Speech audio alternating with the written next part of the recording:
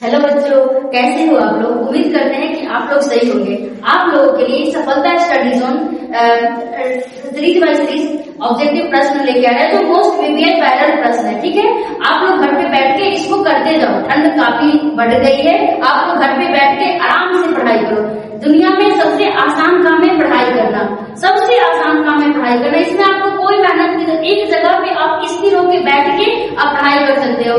आप लोगों के लिए और सुविधा के लिए आप लोगों को ये सफलता स्टडी जोन आप लोगों के लिए लेके आया है। आप लोग इसे घर पे बैठ के आराम से पूरे सीरीज को देखते रहे और आपके एग्जाम के लिए बहुत ही उपयोगी है। अगर आप लोग इसको कर लेते हो आप लोग का अच्छा खासा मार्क्स एग्जाम में आ जाएगा। ठीक है, तो हम लोग इससे पहले 2 सीरीज में 50 तक क्वेश्चन कर लिए थे, आज हम लोग 51 से कर रहे हैं। ठीक है, स्टार्ट करते हैं।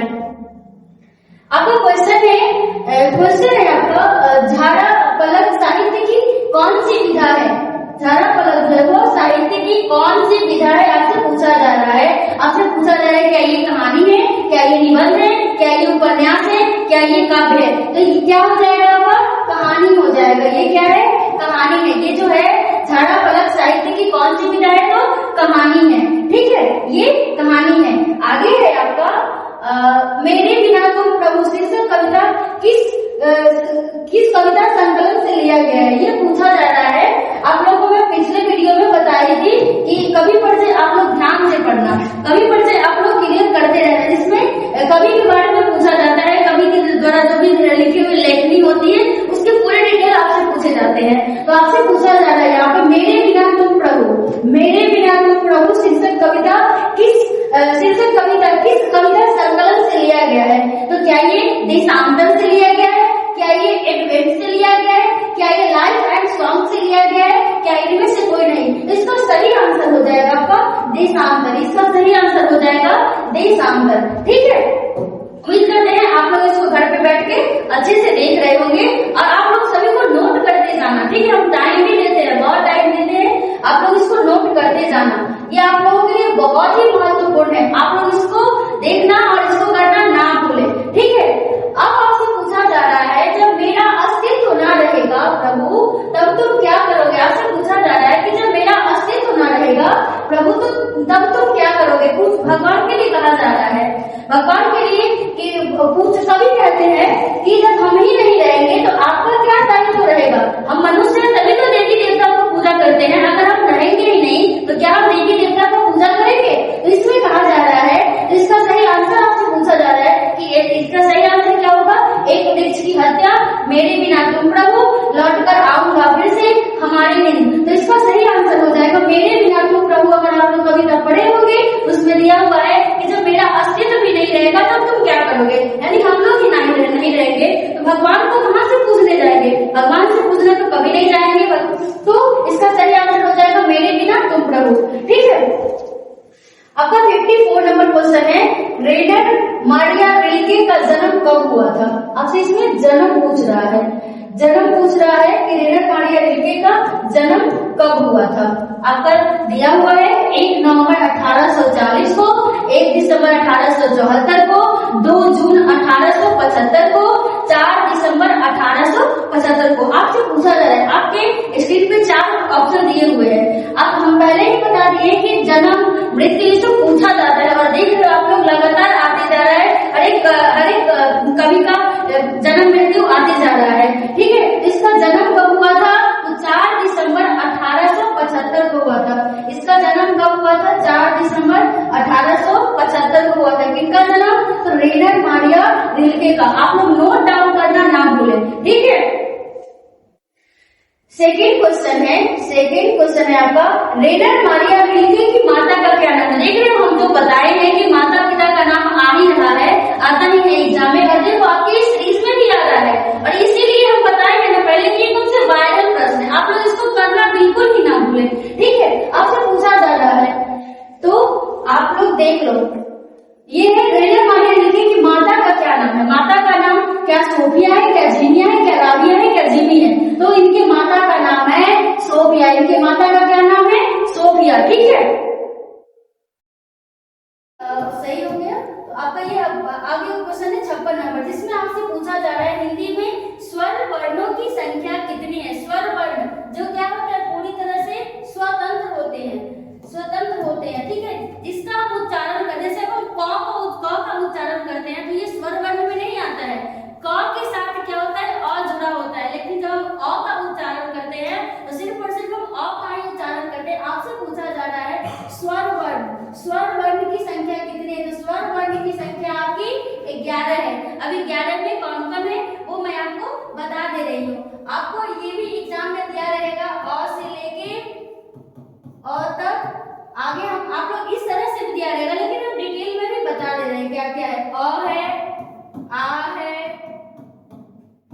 छोटी ई है, बड़ी ई है, छोटी ऊ है, बड़ी ऊ है, उसके बाद री है, उसके बाद फिर ए है,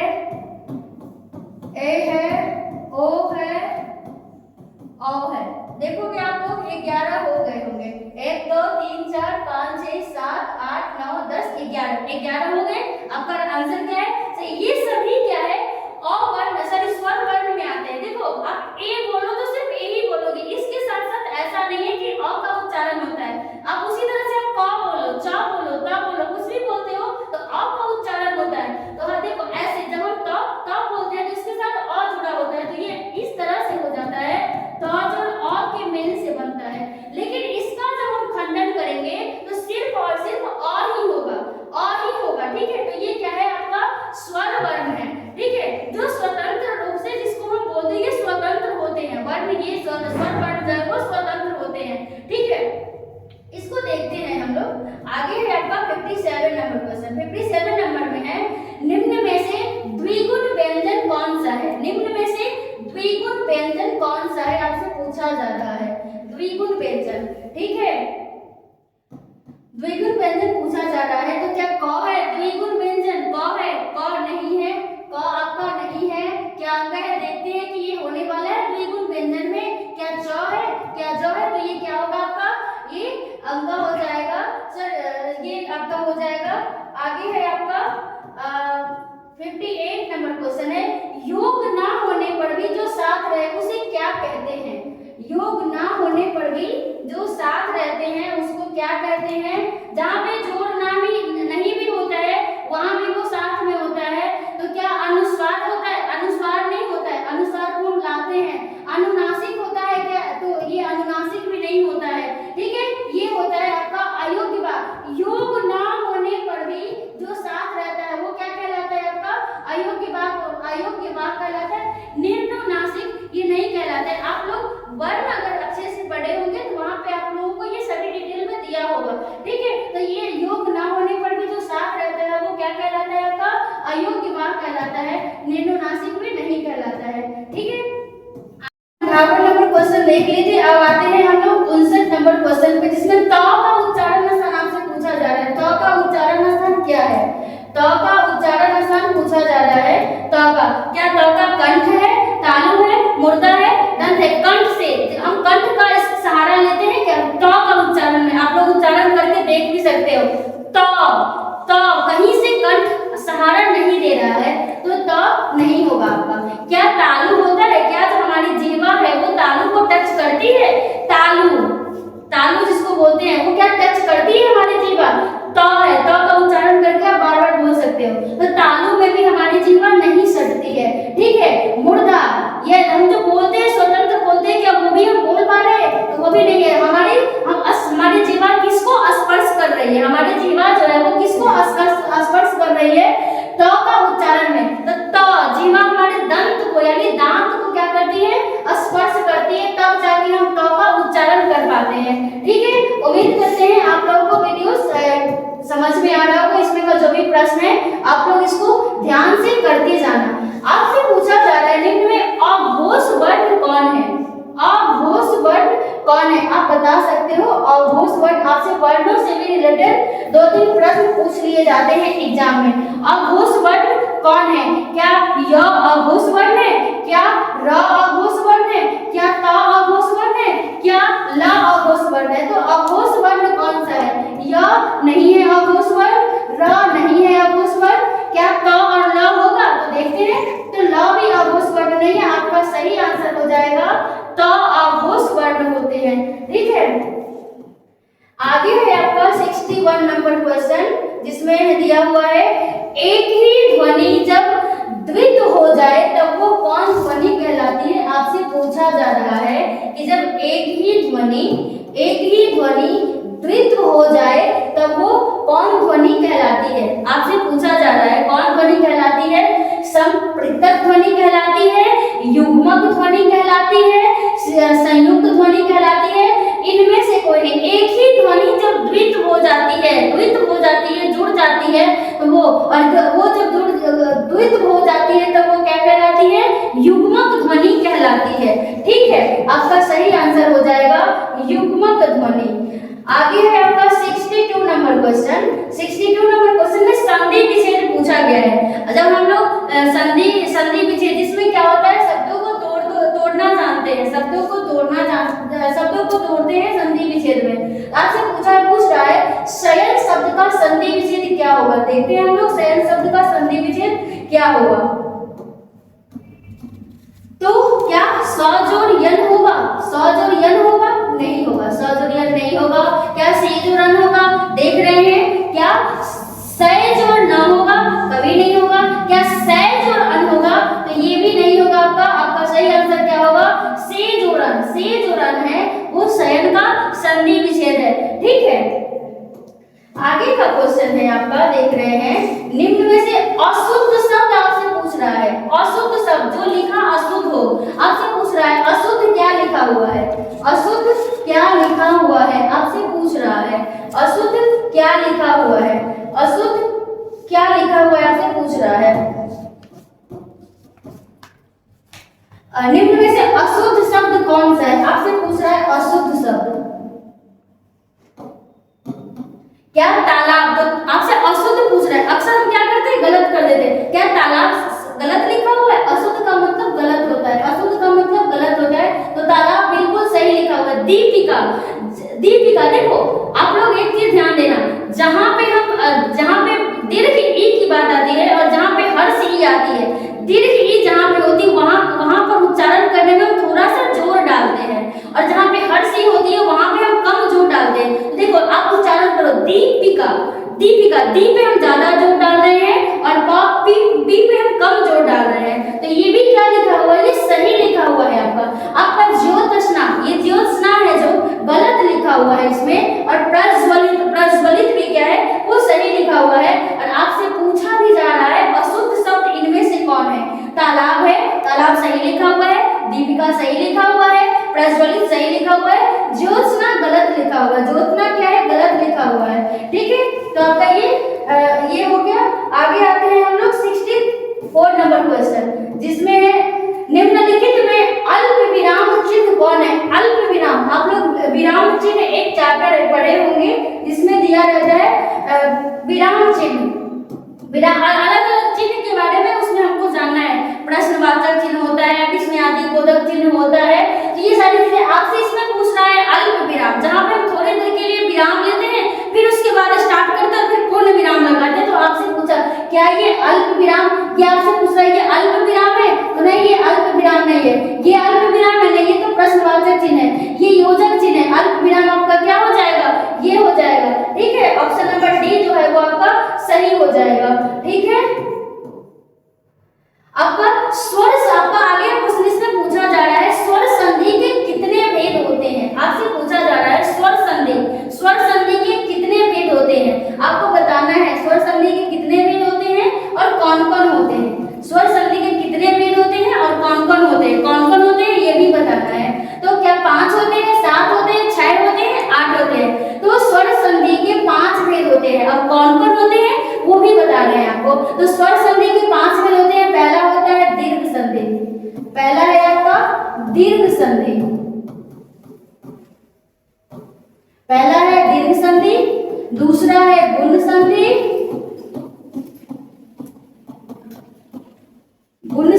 तीसरा है यन संधि,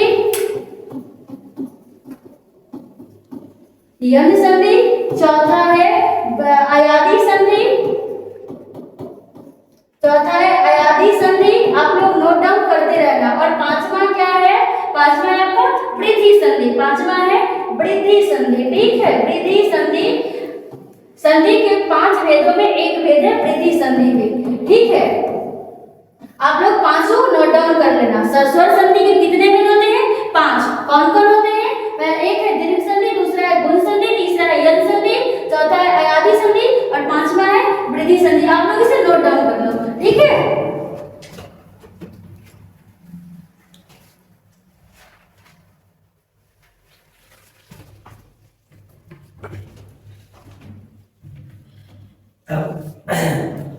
तो बच्चों कैसा क्लास चल रहा है? आप लोग मेहनत कर रहे हैं ना? बस अब ज्यादा दिन नहीं बचा हुआ है। बस 1.5 महीना मेहनत कर लो। अब से लगभग 40 से 45 दिन और पढ़ लोगे, जितना जोर लगाना है जोर लगा दो, ठीक है। और उसके बाद जो रिजल्ट आएगा ना, उस दिन बहुत मजा आएगा, जब आपका अच्छा रिजल्ट आएगा तो बवाल मचा देना है। हाँ, एकदम बवाल मचा देना है, ठीक है ना। एकदम मैम भी बवाल मचा रही है आप लोग के साथ, ठीक है ना। आप भी बवाल मचा देना, और तब मेरे ऑफलाइन सेंटर पर आना हमसे मिलने, ठीक है। धन्यवाद। तो आगे आप लोग उम्मीद करते हैं लिख लिए होंगे स्वर संधि के 5 भेद होते हैं, दीर्घ संधि, गुण संधि, यन संधि, अयादि संधि और वृद्धि संधि, ठीक है। आगे दूसरा क्वेश्चन हम लोग देख रहे हैं। जातिवाचक संज्ञा आपसे पूछा जा रहा है। संज्ञा आप लोग पढ़े होंगे, उम्मीद करते हैं। तो जातिवाचक संज्ञा पूछा जा रहा है, जिसमें पूरे जाति भर का बोध होता है, प्रॉपर किसी के नाम का बोध नहीं होता है, पूरे जाति भर का बोध होता है। अब ऐसा कौन सा इसमें ऐसी कौन सी शब्द दी गई जिससे पूरे जाति भर का बोध होता है? तो देखो ये हिमालय दिया हुआ है। हिमालय एक पर्वत का नाम है, ठीक है। हिमालय जो है वो पर्वत का नाम है, तो क्या ये जातिवाचक संज्ञा होगा? क्या हिमालय कहने से सभी पर्वत का बोध हो रहा है? क्या हिमालय कहने से सभी पर्वत का बोध हो रहा है? नहीं, तो हिमालय हमारा जातिवाचक संज्ञा नहीं होगा। ये क्या हो जाएगा? आपका व्यक्तिवाचक संज्ञा हो जाएगा। ये आपका व्यक्तिवाचक संज्ञा हो जाएगा, ठीक है। हिमालय जातिवाचक संज्ञा नहीं है, आपका व्यक्तिवाचक संज्ञा। नदी क्या है? नदी कहने से आपके जितने भी नदी है, गंगा, यमुना, ब्रह्मपुत्र, नर्मदा, जितनी भी नदी है, सोन, गंडक, कोसी, नदी कहने से आपको पार्टिकुलर नहीं बोला जा रहा है कि गंगा नदी या यमुना नदी या ब्रह्मपुत्र नदी, आपसे सीधा नदी कहा गया है। और नदी से पता नहीं चल रहा है कि नदी जो है इससे पूरे विश्व भर में बहने वाले नदियों का बोध हो रहा है, तो नदी आपका क्या होगा? जातिवाचक संज्ञा हो जाएगा। मिठास भी नहीं होगा। मिठास क्या है? जब हम कुछ खाते हैं तो अनुभव करते हैं, आभास करते हैं, तो मिठास आपका भाववाचक संज्ञा हो जाएगा, ठीक है। और दूध को क्या करते हैं? हम नापते और तौलते हैं। जिसको नापा तौला जाता है वो द्रव्यवाचक संज्ञा होता है, ठीक है। तो आपसे पूछा गया है जातिवाचक संज्ञा। जातिवाचक संज्ञा क्या होगा? नदी, इसमें पूरे नदी का बोध हो रहा है। अगर सिर्फ आता गंगा नदी तो ये होता व्यक्तिवाचक संज्ञा, ठीक है। अब आपसे पूछ रहा है संज्ञा के किस रूप से व्यक्ति या वस्तु की नर या मादा जाति का बोध होता है? संज्ञा के किस रूप से व्यक्ति या वस्तु की नर या मादा जाति का बोध होता है? नर या मादा जाति का बोध होता है, आप लोग पढ़े होंगे। तो क्या वचन में होता है? वचन से हम नंबर कितने लोग होते हैं वो जानते हैं, ठीक है। तो वचन से ये स्त्री और पुरुष का बोध नहीं होता है, वो होता है लिंग से होता है। लिंग का परिभाषा ही होता है संज्ञा के किसी रूप से व्यक्ति या वस्तु के स्त्री होने या पुरुष होने का जो बोध कराती है वो लिंग कहलाता है। आपके ऑप्शन में भी दिया हुआ है। कारक नहीं होगा। कारक जब हम समास पढ़ते हैं तो उससे पहले हमें आवश्यकता होती है कारक पढ़ने की, ठीक है। कारक के साथ साथ चिन्हों की भी। और सर्वनाम, तो सर्वनाम क्या है? संज्ञा की जगह पे आता है, वो सर्वनाम कहलाता है, तो ये नहीं होगा। आपसे यहाँ पे पूछ रहा है नर या मादा जाति का बोध कराता है, वो क्या कौन करवाता है? लिंग करवाता है, ठीक है। नेक्स्ट क्वेश्चन है आपका 68 नंबर क्वेश्चन। नाखून शब्द कौन सा लिंग है? नाखून पूछ रहा है आपसे, कौन सा लिंग है नाखून? क्या स्त्रीलिंग है? क्या ये उभयलिंग है? क्या ये पुल्लिंग है? इनमें से कोई नहीं। कभी कभी आप लोग इसको इग्नोर नहीं करना, यहाँ पे लिखा हुआ थोड़ा सा गलत भी हो सकता है, ठीक है। तो स्त्रीलिंग है, क्या ये उभयलिंग है, पुल्लिंग है? आपसे पूछ रहा है नाखून शब्द कौन सा लिंग है? नाखून के लिए पूछा जा रहा है कि ये शब्द जो है वो कौन सा लिंग है? क्या ये स्त्रीलिंग है? आप लोग पढ़े हुए नाखून क्यों पढ़ते हैं? पढ़े होंगे, वहां पे आप लोग जाने भी होंगे कि ये कौन सा लिंग है। नाखून क्यों पढ़ते हैं? नहीं पढ़े। नाखून क्यों पढ़ते हैं? पढ़े, ठीक है। उभयलिंग नहीं है, ये क्या है? आपके पुल्लिंग है। इनमें से कोई नहीं। आपका ऑप्शन डी है, ये गलत है। आपका ऑप्शन सी पुल्लिंग है। नाखून क्या है? नाखून शब्द वो पुल्लिंग है, ठीक है। आपका इसमें आपसे पूछा जा रहा है इनमें से तत्सम शब्द कौन है? तत्सम तद्भव आप लोग पढ़े होंगे। तत्सम तद्भव देशज और विदेशज होता है, ठीक है। तत्सम तद्भव देशज और विदेशज शब्द होते हैं। आपसे पूछ रहा है तत्सम शब्द। तत्सम शब्द क्या होता है? तत्सम शब्द वो शब्द होते हैं जो संस्कृत के शब्द होते हैं। ये शब्द क्या होते हैं? संस्कृत के शब्द। देखो तो इसमें से कौन सा है जो संस्कृत का शब्द है? आपसे पूछा जा रहा है तत्सम शब्द कौन है? क्या नाक संस्कृत का शब्द है? तो नहीं, नाक क्या है? तद्भव रूप है। नाक का तत्सम रूप हो जाएगा नासिक। नाक का तत्सम रूप हो जाएगा आपका नासिक। ये है तत्सम शब्द और ये है तद्भव शब्द। ठीक है, शब्द वही, अर्थ वही होता है, लेकिन उसका क्या होता है, नाम बदल जाता है, अर्थ नहीं बदलता। नासिक कहो तो भी, नाक कहो तो भी, हमारे जो ये नोज पे जिसमें डालते हैं उसी का वर्णन होता है। ठीक है, तत्सम शब्द कौन सा है? तो नाक कहो या नासिक कहो। ठीक है, तो नासिक कौन सा शब्द हो जाता है? तत्सम शब्द है, और नाक आपका तद्भव शब्द है। जीव, जीव क्या है? जीव भी तद्भव रूप है। जीव का जीवा हो जाता है, जीव का जीवा हो जाता है तत्सम शब्द। तत्सम शब्द जीवा होता है और जीव हो जाता है तद्भव रूप। ठीक है, आपसे नीम है, नीम का निम्न होता है। ठीक है, नीम, नीम भी क्या है? तद्भव रूप है, इसका तत्सम शब्द हो जाता है निम्न। निम्न हो जाता है, सॉरी निम्न हो जाता है इसका तत्सम रूप। ठीक है, अब आपका एक ऑप्शन बचा है। तीन ऑप्शन हम जान लिए कि क्या है, तद्भव है। ये तीन ऑप्शन क्या है आपके? तद्भव है। नाक, जीव, निम्न इत्यादि क्या लिखा हुआ है? तद्भव है। और ये नासिक, जीवा, निम्न ये क्या है आपके? तत्सम शब्द है। ये क्या है आपके? तत्सम शब्द है। लिख लो आप लोग। ठीक है, ये क्या है आपके?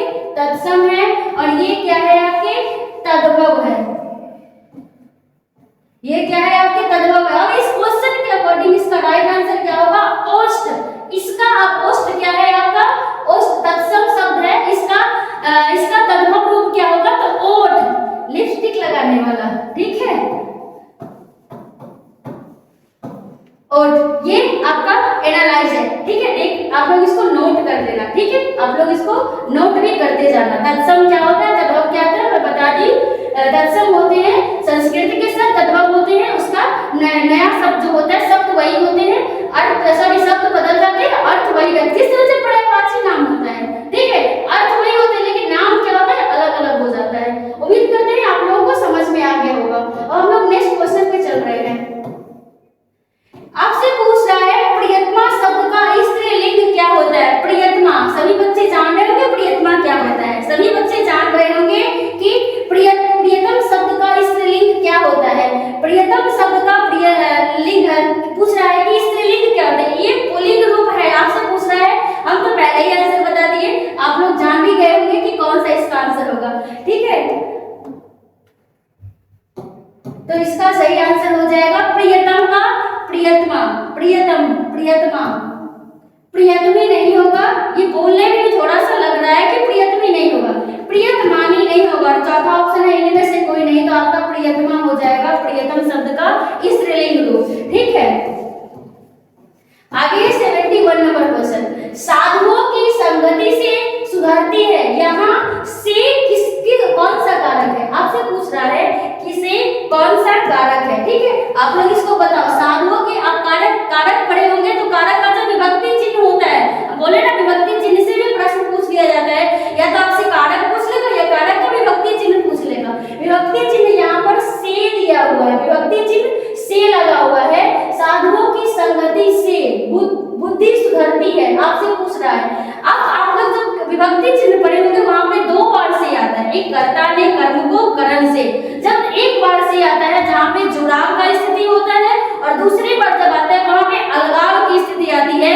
तो यहाँ पे क्या है? साधुओं की संगति से बुद्धि सुधरती, यानी कि जुड़ाव की स्थिति उत्पन्न हो रही है। जहाँ पे जुड़ाव की स्थिति उत्पन्न होती है वहां पे करण कारक होता है। वहां पे क्या होता है? करण कारक होता है। यहीं पर आपका रहता है पेड़ से पत्ता गिर रहा है, पेड़ से पत्ता गिर रहा है, जो अलगाव की स्थिति जिसको हम कभी भी वापस पूर्व अवस्था में नहीं ला सकते हैं, तो वहां पे वो हो जाता है आपका अपादान कारक। लेकिन यहाँ पे क्या है? जुड़ाव की स्थिति को ये से जो है वो प्रदर्शित कर रहा है, तो ये हो जाएगा आपका करण कारक। ठीक है, समझ गए होंगे आप लोग, उम्मीद करते हैं। 71 आपका हो गया। 72 हिंदी में कुल कितने सर्वनाम है? आपसे पूछा जा रहा है हिंदी में कुल कितने सर्वनाम है। आप लोग इसको बताओ तो जरा, हिंदी में कुल कितने सर्वनाम होते हैं? आप लोग बताना हिंदी में कुल कितने सर्वनाम होते हैं। ठीक है, जरा बताना।